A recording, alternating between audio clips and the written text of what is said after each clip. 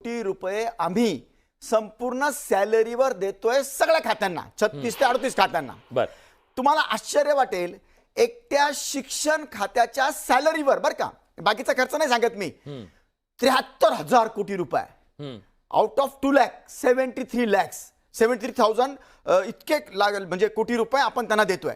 विषय असा आहे, शिक्षकांकडनं दर्जेदार शिक्षण हवं आहे आपल्याला, आणि त्याच्याकरता काही अटी आणि कायदे लावून दिलेले आहेत शासनाने. दर्जेदार शिक्षण देताना त्यांनी काय करायचंय, सगळ्यात पहिले शिक्षकाचं काम आहे आपापल्या मुख्यालयी गावात राहणे. साहेब, तुम्हाला आश्चर्य वाटेल, तो शिक्षणाचा मेन गाभा आहे. 93% शिक्षक. काळ बदलला ना सर, आता तो काळ वेगळा होता.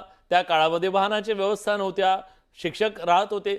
मूळ आपण त्या 8 तास समजा शाळा आहे, त्या शाळेच्या काळामध्ये त्यानं तिथं राहिलं पाहिजे ना. माझं पूर्ण म्हटलं, ऐकलं ना तुम्हाला, तर लक्षात येईल. विषय असा आहे, शिक्षकांचं काम, हाच मुद्दा महत्वाचा आहे.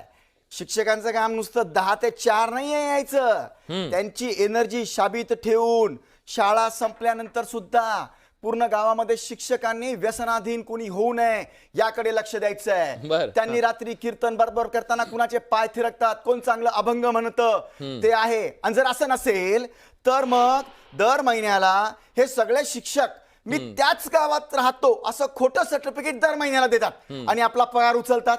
शिक्षक काय म्हणत असतात की बाबा रे, खोटं बोलू नये, चोरी करू नये, खोटी कागदपत्र लिहू नये.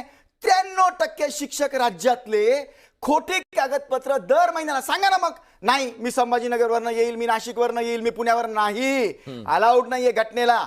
प्रत्येकाने मुख्यालय राहायचं, ह्याच्यामध्ये फार दडलेलं आहे. आपण व्यवस्थित मुख्यालयाच्या बाबतीमध्ये चर्चा करू. दुसरा मुद्दा माझा महत्वाचा असा आहे, का स्वतः शिक्षक आमच्याकडनं 1 लाख ते 2.5 लाख रुपये पगार घेऊन स्वतःचे मुलं 15,000 रुपये शिक्षक आहेत तिथं टाकतात. त्याचं सगळं आलं.